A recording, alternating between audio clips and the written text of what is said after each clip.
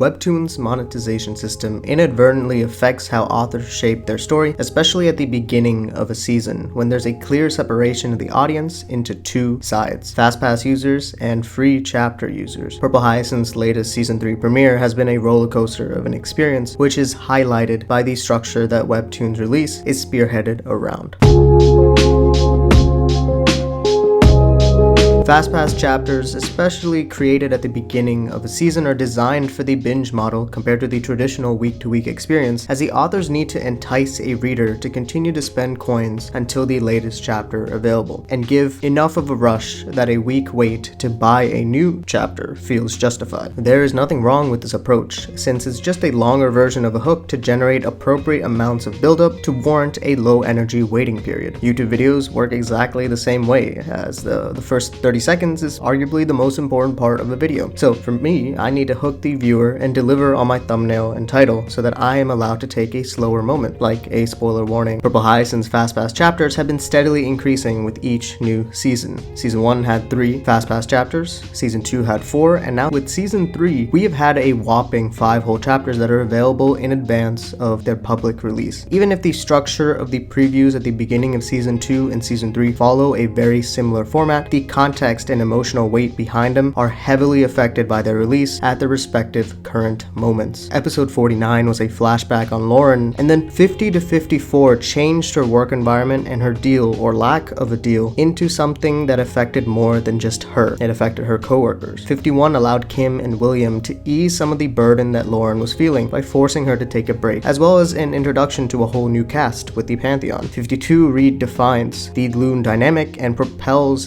the first major conflict with a hunt for Lauren. 53 was the formation of Soleil and a chapter dedicated to Kim and Will without the presence of our lead. 54 shows Lauren and Kieran going through their past, touching their inner feelings with a cliffhanger of a chair. The reason this somewhat disjointed series of chapters worked in Season 2 was because the end of Season 1 didn't have a real pertinent consequence, because that was forced upon by the premiere of Season 2 with Chapter 50 and the new archivist role. 49 was a flashback to the beginning of the whole incident with ATST. Now, Season 2, on the other hand, ended with a significant story beat that took place in the current timeline. A major explosion at the Lloyd factory, where Lune saved them all, per se. Episode 106 was a really strong re-entry into the series, just like Episode 50, with no new panel of Lune because they're supposedly dead. And on top of that, this is an episode with just Kim and Will, similar to 53. The blues of the hospital scenes and Soleil's face were devastating, and it does a really good job at establishing the grim aftermath of the Apostle 7 story saga and Lune's interference. 107 undercuts all of this. The festival, the flashback, the lights, the motivation. It's all fantastic because it ties well with the fire of the flashback in episode 49 and how Dylan is the reason that Lauren can keep going even if he isn't around physically. He lives in her heart and her memories, and that's more than enough. I understand that the wait for this chapter was 6 months and 1 week for the regular users, but in terms of the binge readers via fastpass, omitting this moment until the last chapter with 111 would have made a bigger emotional payoff than it was delivered with 111's actual content. I understand that keeping weekly readers in the dark for up to 6 weeks after a season starts is not the best marketing strategy, but it's okay to make a bigger play here at a pivotal turning moment in the story because of the established narrative that was there with Season 2's content. There was a lot of focus of other characters outside of Lauren and Kieran, and this was the perfect chance and time to act on that and really give the story where the main characters are not present. Purple Hyacinth has given their leads a break before, such as between 85 and 89, where Kieran wasn't relevant and allowed for further character exploration of Will, Bella, and Darcy. So the story could cover other subjects such as the Raphael situation, Bella and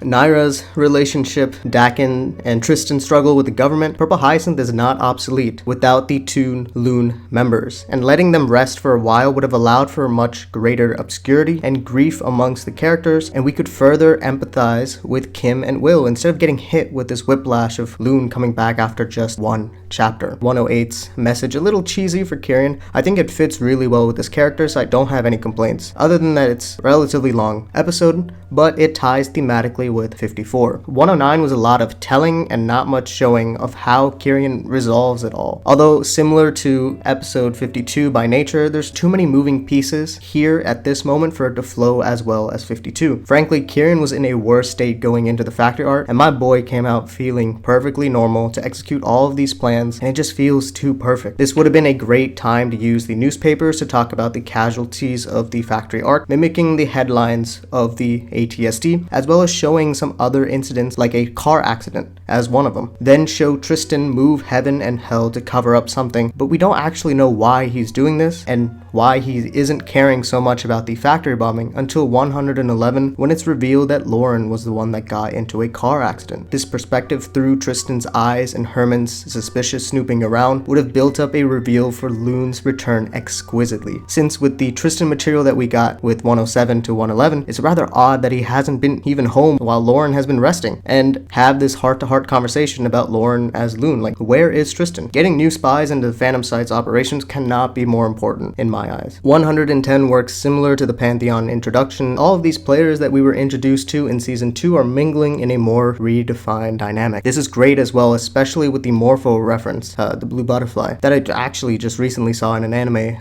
called 86. So I'm very excited to see how this plays out in relation to Naira. Interestingly, Naira actually gets introduced in chapter 86, so I don't know, that's pretty dope. I did do a video on 86, so you are free to check it out after watching the anime, if you choose to do so. 111 is a cluster of things. I don't really know how else to say it. The Walking Dead most recent final season part 2 opened with this exact form of cliffhanger of showcasing a month later without any context, and saw its delivery for that particular premise decently. So I actually have no problem with this sort of cliffhanger because, again, with 5 whole chapters getting consumed in one sitting of maybe an hour or less, there has to be something huge at the end of 111, and that something huge could have been Lune's re-entry with that memory sequence of the festival, Dylan, etc., etc. And each of these story beats of a disjointed 107 to 111 actually gets climaxed to Lune coming back. They're not actually as disjointed as we had originally thought of. Of course, all the fandom knows that Lune is not dead. I mean, there's no way you can kill off your main cast or your main leads in that way. How that reveal is played on is arguably more important. Saving that tease to the end of the fastpass binge would have made it rival and top the locked room in the apartment, shedding light into Kieran's humanity in 54. This would have bookended the young Lauren flashback at the height of the series at the finale of season 1, coupled with another explosion scenario, but cast a more hopeful message this time by taking one small step will change the course of history. Kim, Will, Tristan, Herman, the Forger, the random Phantom Site Doctor, Lucy, and so many other characters could have actually gotten room to breathe while expanding on the world building that sets up for a real tension-filled moment that has been established since episode 7 of the series, the ball on February 14th. I'm assuming the death in 1 month that Naira talks about is tied to the ball. It's probably Dakin, that's what I'm predicting. I'll talk about that later in a separate video probably, but the problem is this death and Naira doesn't feel related to 107 to 111's material that tightly compared to the arguably better cliffhanger of Lune coming back. That emotional payoff is just unparalleled and I feel like it was wasted. Soph and F obviously have master over their own story. I am lucky to have the ability to critique something that I love with the retrospective of only knowing these 5 to 6 episodes of season 3 because, well, I'm just a fan with no degrees in literature or analysis. This is just something I do for fun here on YouTube. I was just underwhelmed with the execution of season 3's opening chapters, and I hope that the future arcs of season 3 will vibe with me more. Nothing more and nothing less. With potentially a Camellia-esque arc coming up in 112 onwards, I am looking forward to it. If you're interested in my thoughts on this series, I will be doing reviews every 5 chapters, yes, in batches of fastpass releases when they become public, not weekly anymore, and all of them, as well as old reviews, can be found in this playlist. I will see you guys in the next one. Peace.